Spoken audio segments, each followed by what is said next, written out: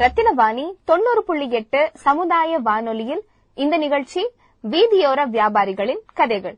தி radio ஃபெஸ்டிவலின் முதல் SDG ஃபெலோஷிப்பின் ஒரு பகுதியாக இருக்கும் இந்த வானொலி தொடரை இணைந்து வழங்குவோர் யுனெஸ்கோ, செம்கா மற்றும் ஸ்மார்ட் NGO.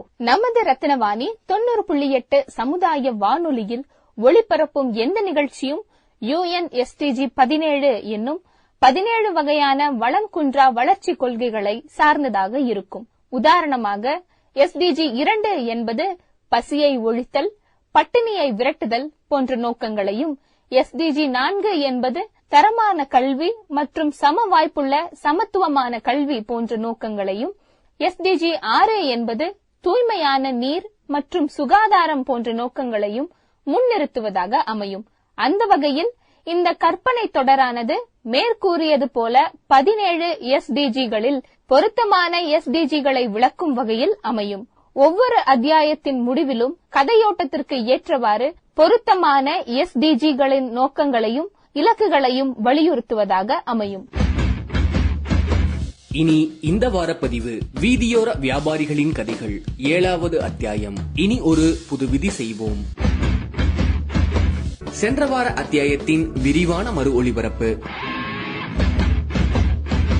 ஹலோ, வணக்கம். VCR வானம்பாடி சமுதாய வானொலி. ஒரு சின்ன சந்தேகம் தான் கூப்பிட்டேன். சொல்லுங்க. இந்த தள்ளுவண்டி வச்சிருக்கவங்களுக்கெல்லாம் கவர்மெண்ட்ல இருந்து 10,000 ரூபாய் பணம் தராங்களாமா, எப்படிங்க சார்? நம்ம வானம்பாடி சமுதாய வானொலி மூலமாக இந்த பதிவை கேட்கிற எல்லாருக்கும் PM ஸ்வான் நிதியை பத்தி தெரிஞ்சுக்கிறதுக்கான ஒரு வாய்ப்பு நமக்கு கிடைக்கும். இந்த திட்டத்தின் மூலமா 10,000 ரூபாய் நமக்கு கடனா கொடுக்கறாங்க.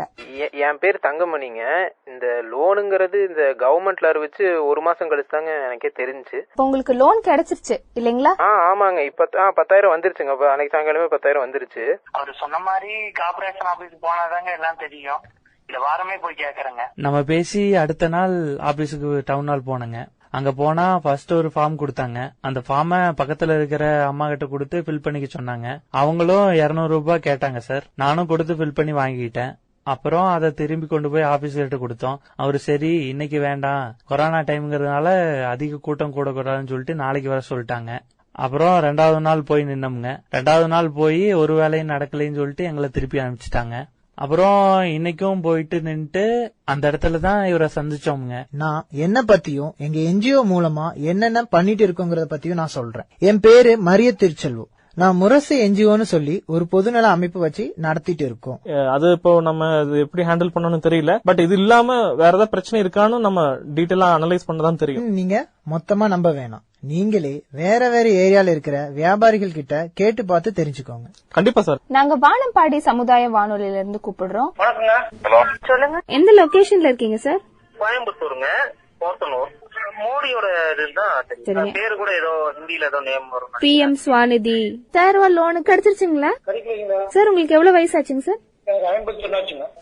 சரிங்க. இந்த லோன் உங்களுக்கு இருக்குன்னு தெரியுங்களா? 10,000 ரூபாய் லோன் இருக்குன்னு தெரியுங்களா? ஐயாக்கு ஏதாவது உதவி வேணுங்களா? இந்த விஷயமா எங்க கிட்ட இருந்து ஏதாவது உதவி இது பண்ணி கொடுத்தா நல்லா இருக்கும் அப்படின்னு நினைக்கிறீங்களா? கண்டிப்பா பண்ணி கொடுத்தா. சரிங்க. உங்களுக்கு லோன் இன்னும் கிடைக்கல இல்லீங்களா? கிடைக்கலீங்களா? கிடைச்சிருந்தா எங்களுக்கு பரவாயில்லைங்களா? அவங்க சொன்ன டேட்டா பேஸ் இப்போ ஸ்மிருதி காட்டுவாங்க, எக்ஸ்பிளைன் பண்ணுவாங்க. அதுக்கப்புறம் நம்ம பேசுவோம். எங்கிட்ட சின்ன ஒரு ஸ்ட்ராட்டஜி மாதிரி இருக்கு. ஓ குட், சம ஸ்டாட்டிஸ்டிக்ஸ். வீதியோர வியாபாரிகளின் கதைகள் 7வது அத்தியாயம். இனி ஒரு புது விதி செய்வோம்.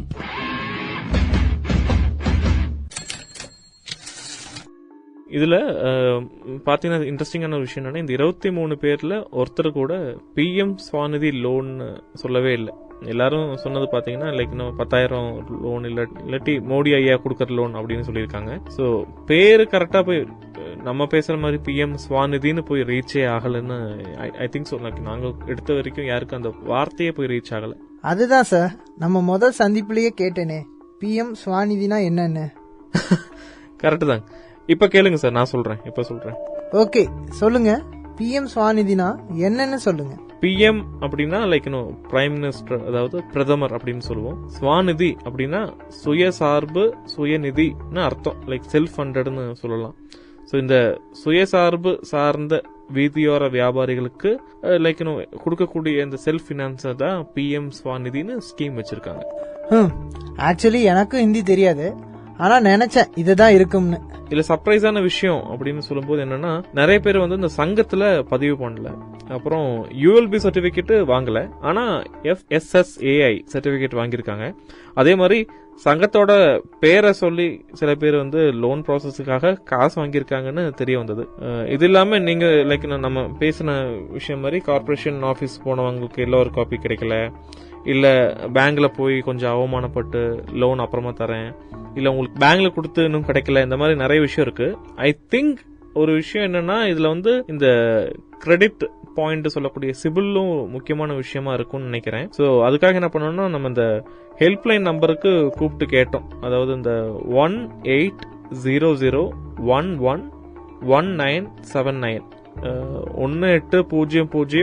1800111979. இது வந்து லைக் PM ஸ்வாநிதிக்காகவே இருக்கக்கூடிய ஹெல்ப்லைன் நம்பர். காலையில 9:30 மணி இருந்து 6 மணி வரைக்கும், அதாவது மண்டே டு சாட்டர்டே வரைக்கும். அது மட்டும் இல்லாம இந்த தேசிய விடுமுறை நாட்கள் இல்லாம எல்லா நாட்களுமே இது வந்து பயன்படுத்தலாம். ஸோ இதுல வந்து எல்லா லாங்குவேஜுமே கூப்பிடலாம். இந்த நம்பர் இருக்கிறது எனக்கே தெரியாது. எனக்கும் தெரியாது சார். நம்ம அட்வொகேட் PM ஸ்வாநிதி பத்தி சொன்னப்போ கூட FMல நாங்க இந்த ஹெல்ப்லைன் பத்தி எல்லாம் சொல்லவே இல்லை. நீங்க வந்துட்டு போன அப்புறம் சும்மா இந்த போர்ட்டல்ல போய் செக் பண்ணணும், அதெல்லாம் இந்த அப்ளிகேஷன்ல எத்தனை பேர் வந்து பதிவு பண்ணிருக்காங்க, டெய்லி பேசிஸ்லயே நம்பர் சேஞ்ச் ஆயிட்டு இருக்கு. ஸோ அதுலதான் ஹெல்ப்லைன் நம்பர்னு 1800111979 நம்பரை பார்த்தேன். இது ஆக்சுவலி எனக்கும் புது அறிவு தாங்க. பட் இந்த ஹெல்ப்லைன்ல தமிழ்ல பேசுறது இல்லல? ஆமா, லைக் இதுல வந்து ஹிந்தி பேசுறாங்க, இங்கிலீஷ் பேசுறாங்க. அதான் ஒவ்வொரு நம்பரா கேட்பாங்க.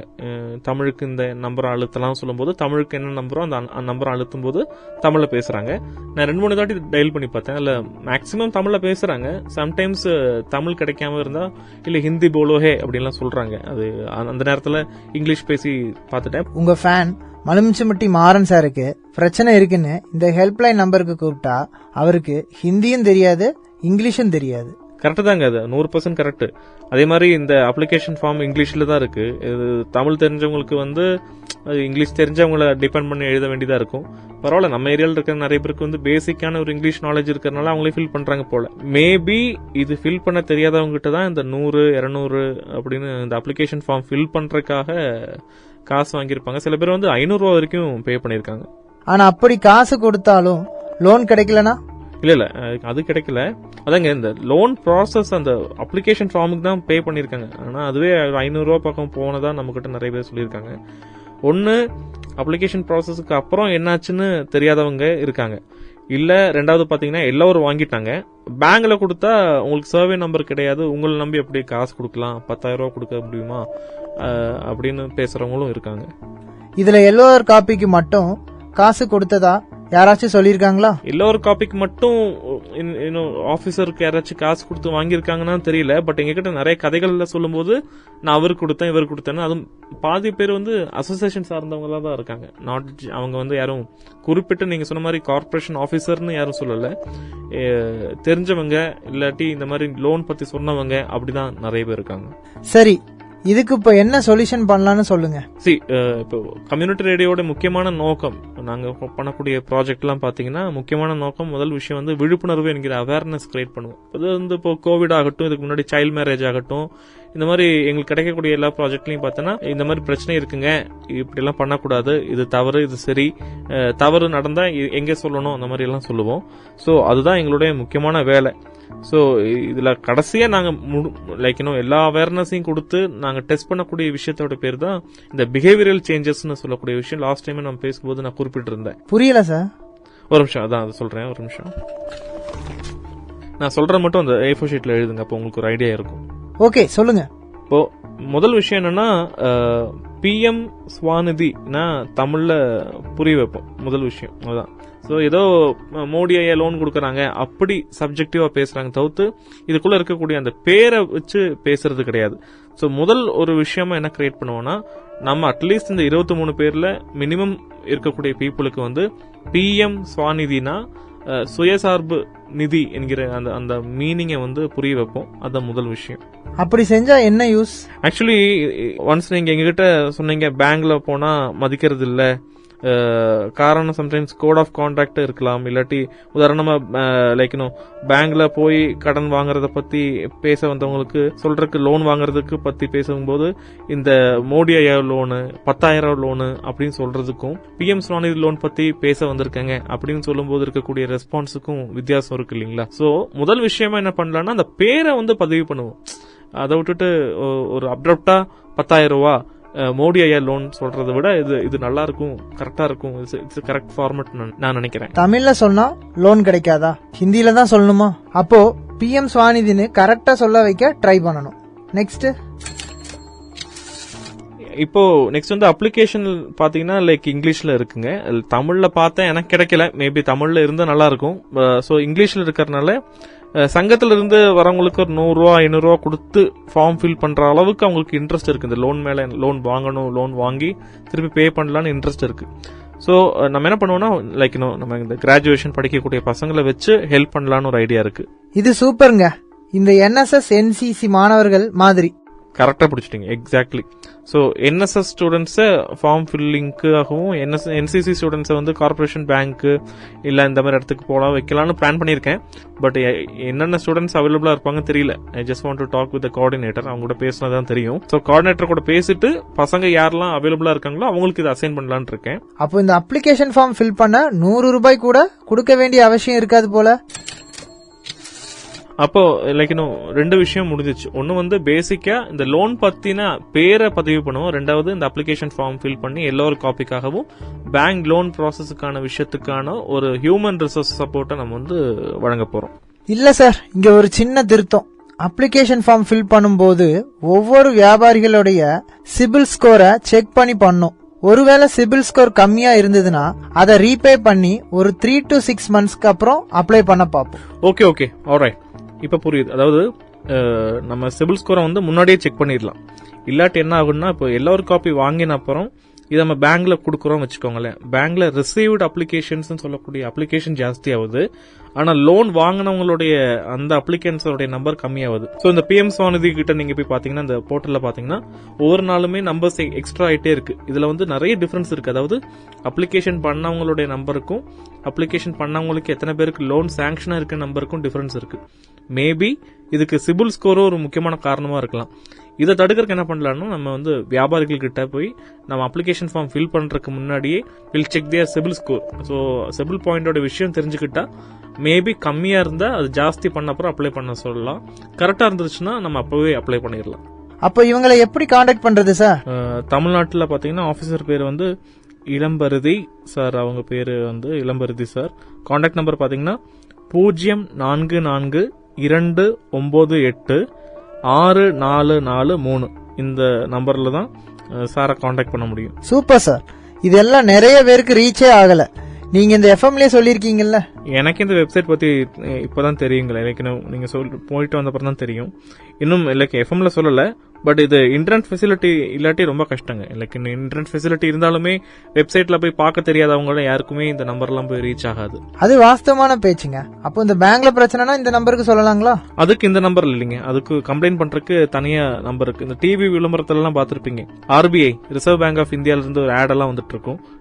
ஆம்பஸ்மென் இன்னொன்னு இருக்கு. அதுக்கு நம்பர் என்ன பாத்தீங்கன்னா 044253959664. இது வந்து RBI ஓம்பஸ்மென் நம்பர். ஓம்பஸ்மென்க்கு கூப்பிட்டு பேங்க்ல ஏதாச்சும் நம்ம கூட இன்னும் ஹர்ட் பண்ற மாதிரியோ இல்லாட்டி பேங்க் சார்ந்த ஏதாச்சும் இஷ்யூ இருந்துச்சுன்னா அதையும் நம்ம வந்து கம்ப்ளைண்ட் பண்ணிக்கலாம். ஓ சரிங்க. இப்போ ஒருவேளை எல்லோரும் கிடைக்கலனா என்னங்க பண்றது? வியாபாரிகள் சங்கத்தோட டை அப் வச்சிருக்கீங்களா? அதுக்கு முயற்சி எடுப்போம். பட் இப்போ இந்த ஷார்ட் டைம்ல வந்து இப்போ ஒரு சங்கத்தை கூட பேசி அவங்க கூட ஒரு MOU இல்ல டைப் பண்றதுக்கு முன்னாடி நம்ம என்ன பண்ணுவோம்னா முன்னாடி சொன்ன பிளான் படி PM ஸ்வாநிதி அப்படின்னா என்ன, அதே மாதிரி ஸ்டூடெண்ட்ஸ் வச்சு அப்ளிகேஷன் ஃபார்மை காசு கொடுக்காம ஃபில் பண்றது, வானம்பாடி சமுதாய வானொலியோடைய லெட்டர்ல ஒரு ரெஃபரன்ஸ் லெட்டர் ஒரு ரிக்வஸ்ட் லெட்டர் கொடுத்து பேங்க் லோன் வந்து கொடுங்க அப்படின்னு நம்ம கேட்கலான் இருக்கேன். ஸோ இந்த விஷயங்கள் தான் நம்ம வந்து பண்ணிருக்கோங்க. அப்போ சரி சார். அடுத்ததா என்ன செயல் திட்டம் வச்சிருக்கீங்க? செயல் திட்டம் இப்ப சொன்னதுதான். பட் இது பிராக்டிகலா பண்றதுக்கு அடுத்த விஷயம் என்ன பண்ண போறோம்னா எனக்கு தெரிஞ்ச NSS கோஆர்டினேட்டர் இருக்காரு. அவர் பேர் வந்து குரு. சோ அவர்கிட்ட சொல்லி இந்த இன்டராக்டிவ் ஆக்டிவிட்டிஸ்க்கு எப்படி பண்ணலாம்னு சின்ன ஒர்க் ஷாப் வந்து அவங்க பசங்களை NSSம் NCC பசங்க யாரெல்லாம் ஆக்டிவிட்டிஸ் பண்றதுக்கு ரெடியா இருக்காங்களோ இன்ட்ரெஸ்டட் பீப்புளை வர சொல்லி ஸ்டுடியோக்கு வர சொல்லி நாங்க வந்து நானும் ஸ்மிருதியும் வந்து உங்களுக்கு டீச் பண்ணலான் இருக்கோம். பசங்களுக்கு சொல்லி கொடுத்து பசங்க மூலமா நாங்க காண்டாக்ட் பண்ண வியாபாரிகள்கிட்ட நேர்ல போய் அப்ளிகேஷன் ஃபார்ம் ஃபில் பண்ணி சிபில் ஸ்கோர் செக் பண்ணி அந்த விஷயங்கள்லாம் பண்ண வைக்கலாம்னு பிளான் பண்ணிருக்கோம். Super sir. வீதியோர வியாபாரிகளின் கதைகளில் ஒவ்வொரு முறையும் நாங்கள் எடுத்து கூறும் கதைகளும் கதாபாத்திரங்களும் தீர்வுக்கான செயல் மாதிரிகள் அனைத்தும் கற்பனை சார்ந்தவை. ஆனால் இந்த தொகுப்பில் பதிவு செய்யப்பட்ட ஒவ்வொரு வியாபாரிகளின் தேவைகளும் எதிர்பார்ப்புகளும் ஏமாற்றங்களும் விரயமான காலமும் செல்வமும் அனைத்தும் உண்மையானவை. இதை ஒரு ஆவண வானொலி பதிவாக மட்டும் தயாரிப்பதை விட ஒரு கற்பனை நாடக தொகுப்பாக, அதுவும் UNSDG எனும் வளங்குன்றா வளர்ச்சிக்கான கொள்கைகளில் வரையறுக்கப்பட்ட 17 வகையான கொள்கைகளில் பொருத்தமான கொள்கைகளை முன்னிறுத்தப்பட்டு வழங்குவது சிறப்பாக இருக்கும் என ரத்தினவாணி 90.8 சமுதாய வானொலி குழுவினராகிய நாங்கள் முடிவு செய்தோம். வீதியோர வியாபாரிகளின் கதைகள் எனும் இந்த கற்பனை பதிவின் 7வது அத்தியாயமான இனி ஒரு விதி செய்வோம் எனும் இந்த அத்தியாயத்தில் SDG 4.7 எல்லோருக்கும் வாழ்நாள் முழுவதுமான கல்வி கற்றலுக்கான வாய்ப்பை ஊக்குவித்தல், SDG 8.8 தொழிலாளர் உரிமைகளை பாதுகாத்தல் மற்றும் அனைவருக்கும் பாதுகாப்பான பணிச்சூழல்களை மேம்படுத்துதல், SDG 16.10 தேசிய சட்டங்கள் மற்றும் சர்வதேச ஒப்பந்தங்களின்படி தகவல்களுக்கான பொது அணுகலை உறுதி செய்தல் மற்றும் அடிப்படை சுதந்திரங்களை பாதுகாத்தல் போன்றவற்றை முன்னிறுத்துவதாக இந்த அத்தியாயம் அமைந்துள்ளது.